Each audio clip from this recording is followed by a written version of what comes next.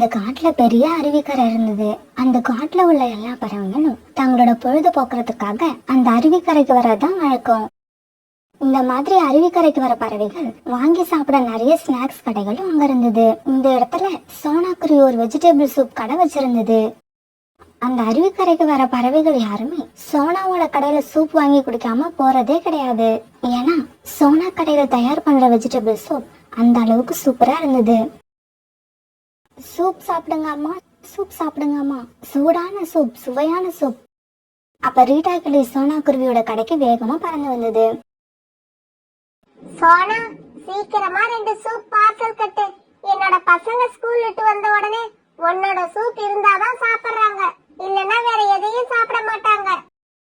Rita, பசங்க soup கேட்டா வீட்லயே செஞ்சு கொடுக்க வேண்டியது தானே, எதுக்கு கடையில வந்து வாங்கி காசை வேஸ்ட் பண்ற?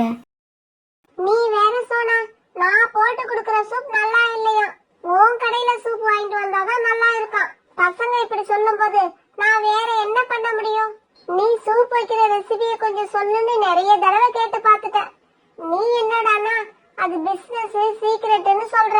இந்த நிலைமையில நான் வேற என்னதான் பண்ண முடியும்? இப்படி சொன்ன ரீட்டா பிறகு அங்கிருந்து பறந்து போச்சு. அதே காட்டுல வசிக்கிற காலுக்காகவும் கோரிக்காகவும் காட்டுக்குள்ள போய் மரங்களை வெட்டி அதை பறவைங்களுக்கு விற்பனை பண்ற வேலையை செஞ்சுக்கிட்டு இருந்தாங்க. இவங்க ஒவ்வொரு தடவையும் தங்களுடைய வீட்டுக்கு திரும்பி போகும்போது சோனாவோட சூப் கடையில நிக்கிற கூட்டத்தை பார்த்துட்டு ரொம்பவும் ஆச்சரியப்படுவாங்க. காலுஜி, இங்க பாத்தீங்களா, நாம என்னடான்னா இந்த வேகாத வெயில்ல மரங்களை வெட்டி எடுத்துக்கிட்டு வர வேலைய பாக்குறோம். ஆனா இந்த சோனா குருவி போட்ட மேக்கப் கூட கலையாம சூப்பு வண்டியை தள்ளிட்டு வந்து சூப்பை வித்துட்டு 1000 கணக்குல லாபத்தை சம்பாரிச்சுக்கிட்டு போகுது. சோனாவோட கடையில நிக்கிற கூட்டத்தை பாருங்க. இந்த பறவைகளுக்கெல்லாம் சோனா சூப்புல ஏதோ வசிய மருந்த போட்டு வசியம் பண்ணி வச்சிருக்குன்னு நினைக்கிறேன். கோரி, சோனா தான் சூப் தயாரிக்கிற ரெசிபியை இதுவரைக்கும் யாருக்குமே சொன்னதில்ல.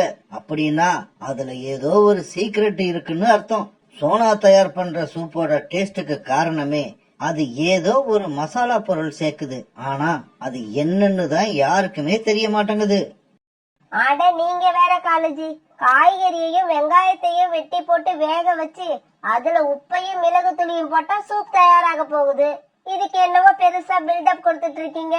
காலேஜி, நாமளும் இந்த அருவிக்கரையில சூப் கடை போடுறோம், காசும் சம்பாதிக்கிறோம். சோனா, நானும் வியாபார விஷயமா நிறைய காடுகளுக்கு போயிருக்கேன். எல்லா இடத்துலயும் சூப்பும் குடிச்சிருக்கேன். ஆனா உன் கடை சூப்பு மாதிரி நான் இது வரைக்கும் எங்கேயுமே குடிச்சதில்ல. அதோட ரகசியம் என்னன்னு நீ என்கிட்ட கூட சொல்ல மாட்டேங்கிற. புராணா, எங்க அம்மா எனக்கு இந்த சூப் தயார் பண்ற ரெசிபியை சொல்லும் போது இதை யார்கிட்டயும் சொல்லக்கூடாதுன்னு சொல்லிட்டு தான் என்கிட்ட சொன்னாங்க. அப்படி இருக்கும்போது நான் யார்கிட்டயும் அதை பத்தி சொல்ல முடியாது. சோனா, நீ செய்யறதுதான் சரி. இந்த சூப் தயாரிக்கிற ரெசிபிய நீ யார்கிட்டயும் சொல்லிடாத. என்னதான் ஃப்ரெண்டா இருந்தாலும் பிசினஸ்ல நாம கரெக்டா இருக்கணும். அப்பதான் நாமளும் நம்ம குடும்பமும் நல்லா இருக்க முடியும். மறுநாள் பொழுது விடிஞ்சிச்சு.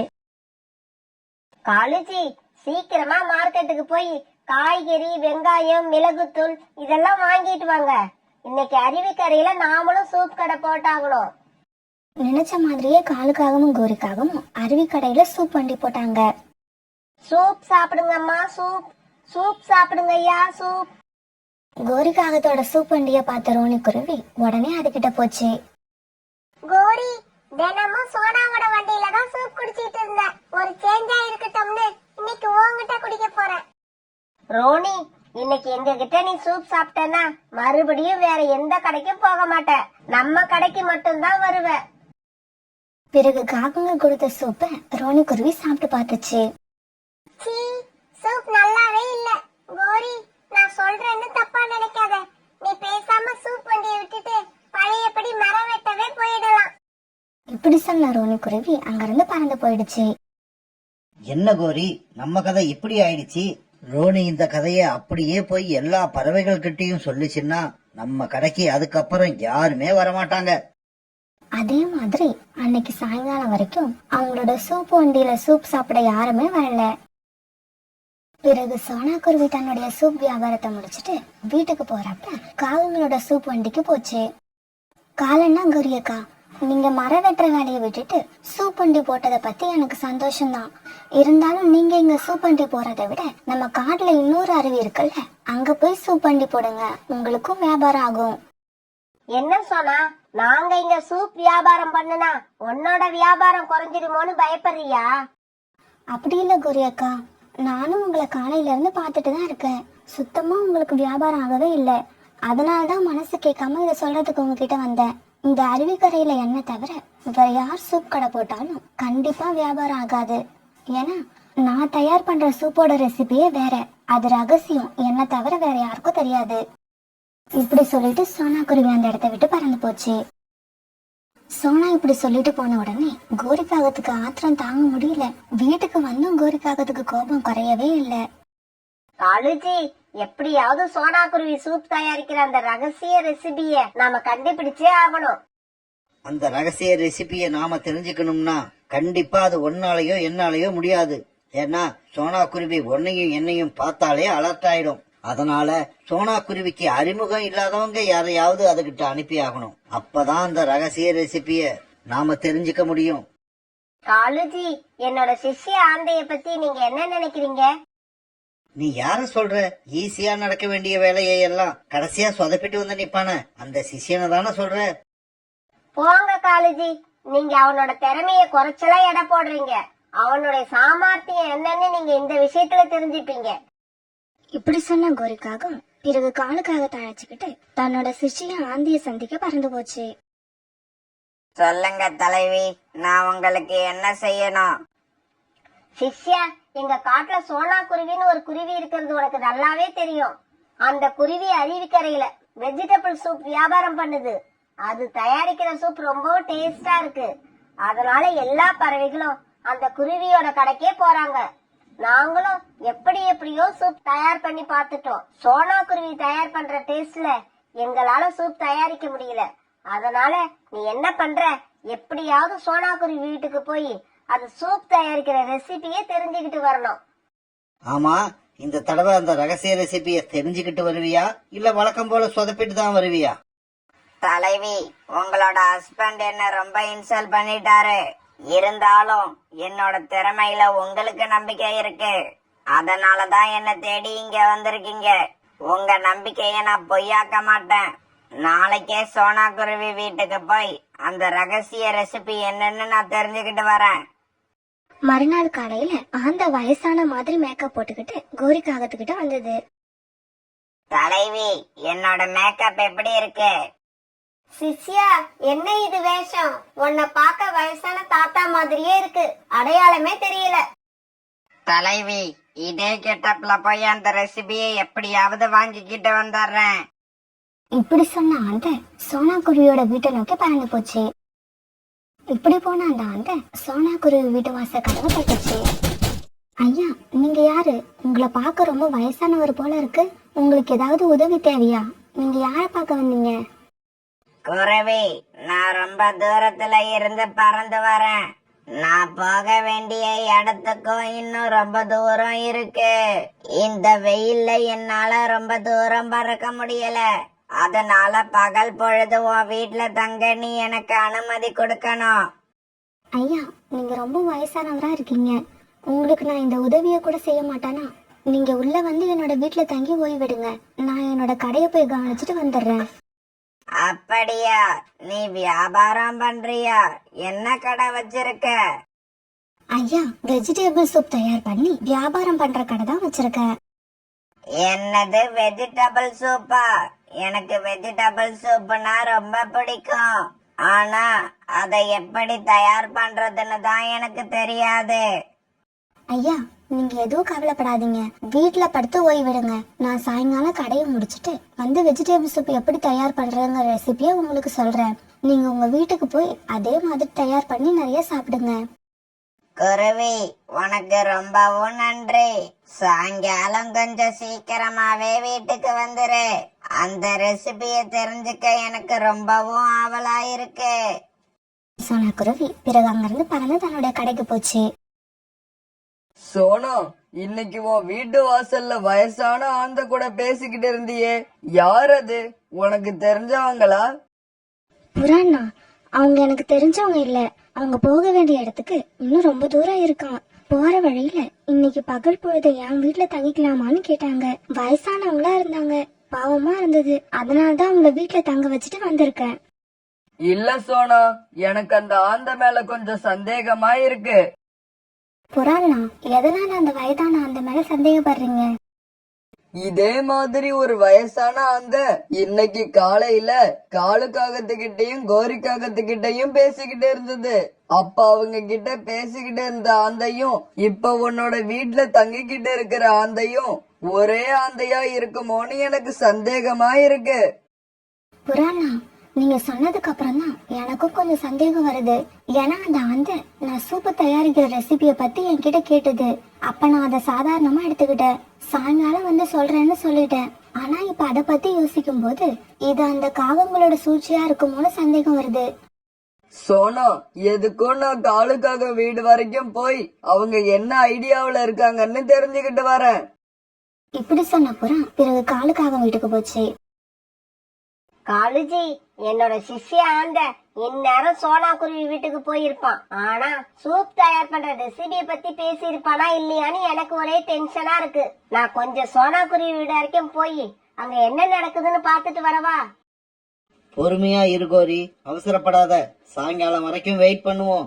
உன்னோட சிஷ்யன் சொல்லிட்டு போன மாதிரியே சாயங்காலத்துக்குள்ள எப்படியாவது இந்த ரெசிபியை கேட்டு தெரிஞ்சுக்கிட்டு நம்ம கிட்ட வந்துருவான். அது வரைக்கும் நாம அமைதியா இருப்போம். அட பாவிகளா, நீங்க திருந்தவே மாட்டீங்களா? சோனா குருவி சூப் தயார் பண்ற ரெசிபியை தெரிஞ்சுக்கதான் அந்த ஆந்தைய அங்க அனுப்பியிருக்கீங்களா? உங்க எண்ணம் கண்டிப்பா நிறைவேறாது. அது நிறைவேறவும் நான் விட மாட்டேன். சோனா, நாம சந்தேகப்பட்டது உண்மைதான். நீ சூப் தயார் பண்ற ரெசிபியை தெரிஞ்சுக்கிறதுக்காக அந்த காகங்கள் தான் ஆந்தைய உங்க வீட்டுக்கு அனுப்பியிருக்காங்க. புறாண்ணா, இப்ப நாம என்ன பண்றது? பொறுமையா இரு சோனா. இந்த சந்தர்ப்பத்தை நாம நல்லா பயன்படுத்தி அந்த காகங்களுக்கு சரியான தண்டனையை வாங்கி கொடுக்கணும். நீ இதுக்கப்புறம் என்ன செய்யணும்னு நான் சொல்றேன் கேளு. இப்படி சொன்ன புறா பிறகு சோனா குருவி கிட்ட என்ன செய்யணும்னு தெளிவா எடுத்து சொல்லுச்சு. பிறகு சோனா குருவி தன்னோட கடை வியாபாரத்தை முடிச்சிட்டு வீட்டுக்கு பறந்து போச்சு. சோனா குருவி இப்படி வீட்டுக்கு போனப்ப அந்த வயதான ஆந்த கூட்டுல உட்கார்ந்து இருந்தது. என்ன குருவி, நீ இவ்வளவு நேரமாக்கிட்டியே, கொஞ்சம் சீக்கிரமா நீ சூப் தயாரிக்கிற ரெசிபிய சொல்லு. அத கேட்டுக்கிட்டு நானும் போக வேண்டிய இடத்துக்கு கிளம்புறேன். ஐயா, நீங்க இவ்வளவு அவசரமா இருப்பீங்கன்னு தெரிஞ்சிருந்தா நான் இன்னும் கொஞ்சம் முன்னாடியே வந்து அந்த ரெசிபியை சொல்லியிருப்பேன். பரவாயில்ல, இப்ப சொல்ற கேட்டுக்கோங்க. சூப் தயாரிக்க காய்கறிகளையும் வெங்காயத்தையும் நிறைய வெட்டி எடுத்துக்கோங்க. இப்படி வெட்டி எடுத்துக்கிட்ட காய்கறிய தண்ணீர்ல கொட்டி நல்லா வேக வைக்குங்க. குருவி, இந்த விஷயம் எல்லாம் எனக்கே தெரியும். அதனால எனக்கு இதெல்லாம் தேவையில்லை. உன்னோட சூப் டேஸ்டா இருக்கிறதுக்காக அதுல ஏதோ ஒரு மசாலா பொருள் கலக்குறியே, அது என்னன்னு மட்டும் என்கிட்ட சொல்லு. ஐயா, நீங்க அந்த பொருளை மட்டும் கேக்குறீங்களா? இதையும் நீங்க முன்னாடியே சொல்லியிருந்தா நான் கரெக்டா உங்களுக்கு அந்த பொருளை மட்டும் சொல்லியிருப்பேன். சொல்றேன்னு சொல்ற, ஆனா சீக்கிரமா சொல்ல மாட்டேங்கிறியே. அந்த பொருளோட பேர் என்ன? அத மட்டும் எனக்கு சீக்கிரமா சொல்லு. ஐயா, நான் டேஸ்ட தரத்துக்காக நான் சேர்க்கிற அந்த பொருளோட பெயர் புளி. இதோ இருக்கு பாருங்க, இந்த புளியை தான் சேர்க்கிறேன். அப்படியா? இதுதானா விஷயம்? இந்த புளியை எவ்வளவு சேர்க்கணும் அதையும் கொஞ்சம் சொல்லிடு. ஏன்னா புளியோட அளவு கூட குறைச்சு போயிடுச்சுன்னா அப்புறம் சூப்போட டேஸ்டே மாறிடும். ஐயா, 1 கிலோ காய்கறியில நம்ம சூப் தயார் பண்ணணும்னா 1 கிலோ புளிய தண்ணீர்ல நல்லா கரைச்சி அந்த தண்ணிய அந்த சூப்ல ஊத்தணும். அவ்வளவுதான் விஷயம். ஐயா, என்னோட ரெசிபி ரகசியத்தை நான் இது வரைக்கும் யார்கிட்டயும் சொன்னதே இல்ல. முதலா உங்ககிட்ட தான் சொல்றேன். தயவு செய்து நீங்க இதை வெளியில யார்கிட்டயும் சொல்லிடாதீங்க. கண்டிப்பா சொல்ல மாட்டேன் குருவி, யாருகிட்டையும் சொல்ல மாட்டேன். இப்படி சொன்ன அந்த சோனா குருவி வீட்டை விட்டு பறந்து காலுக்காகத்தோட வீட்டுக்கு போச்சு. தலைவி, சோனா குருவியோட சீக்ரெட் ரெசிபி என்னன்னு நான் தெரிஞ்சுக்கிட்டு வந்துட்டேன். அது வேற எதுவும் இல்ல, நீங்க புளி குழம்பு வைக்க யூஸ் பண்றீங்களே அந்த புளிதான். நாளைக்கு நீங்க சூப் தயார் பண்ணும் போது 1 கிலோ புளிய நல்லா தண்ணியில கரைச்சி அந்த தண்ணிய சூப்ல ஊத்துங்க. அப்புறம் பாருங்க, கடையில உள்ள சூப் எல்லாம் தன்னால காலி ஆயிடும். சிஷ்யா, நீ எப்படியோ அந்த ரெசிபி ரகசியத்தை தெரிஞ்சுக்கிட்டு வருவன்னு எனக்கு தெரியும். ஆனா இவ்வளவு சீக்கிரம் தெரிஞ்சுக்கிட்டு வருவன்னு எனக்கு தெரியாது. காளிஜி, என்னோட சிஷ்யனை பத்தி அலட்சியமா பேசுனீங்களே, இப்ப என்ன சொல்றீங்க? பிறகு மறுநாள் ஆந்த சொன்னபடியே சூப்பை தயார் பண்ணி எடுத்துக்கிட்டு போய் காலுக்காகவும் கோரிக்காகவும் தங்களோட கடையை திறந்து வச்சாங்க. புறாவும் சோனா குருவி கடையில உட்காந்துக்கிட்டு காலுக்காகவும் கடையில என்ன நடக்குதுன்னு வேடிக்கை பார்க்க ஆரம்பிச்சது. இவங்க இப்படி வேடிக்கை பார்த்துக்கிட்டு இருக்கும் போது ராட்சச கழுகுங்க 2 பேர் சோனா குருவி கடைக்கு வந்தாங்க. ஏய் குருவி, எங்களுக்கெல்லாம் பெரிய கப்புல நிறைய சூப்பு ஊத்தி கொடு. சோனா குருவி அந்த கழுகுங்களுக்கு சூப் எடுத்து கொடுக்கறதுக்கு முன்னாடியே புறா இந்த மாதிரி பேச ஆரம்பிச்சது. கழுகக்கா, நம்ம கடையில சூப் தயாராக இன்னும் 10 நிமிஷம் ஆகும். அதனால அதோ அந்த காகங்கள் கடையில போய் சூப்பு வாங்கி கொடுங்க. என்னது, அந்த காகங்கள் கடையிலையா? அவங்களோட சூப் நல்ல தரமானதா இருக்குமா? இந்த கேள்விய நீங்க அவங்களையே கேட்டுக்கலாம். புறாண்ணா, அந்த கழுகுகளை ஏன் காகங்களோட கடைக்கு அனுப்பி வச்சிட்டீங்க? சோனா, அந்த காகங்கள் இன்னைக்கு எப்படி இருந்தாலும் யார்கிட்டயோ அடி வாங்க போறாங்க. வாங்குறதுதான் வாங்குறாங்க. அப்படி வாங்குற அடிய இந்த கழுகு கிட்டயே வாங்கட்டும்.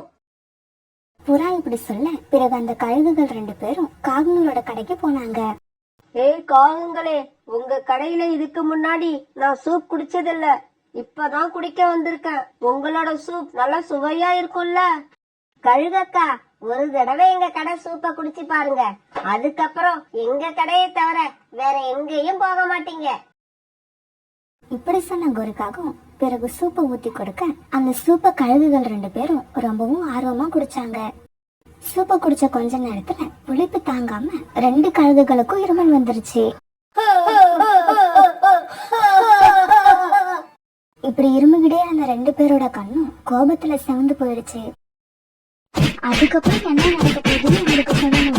சொல்லவே தேவையில்லை, உங்களுக்கே தெரியும் அதுக்கப்புறம் என்ன நடக்க போகுது.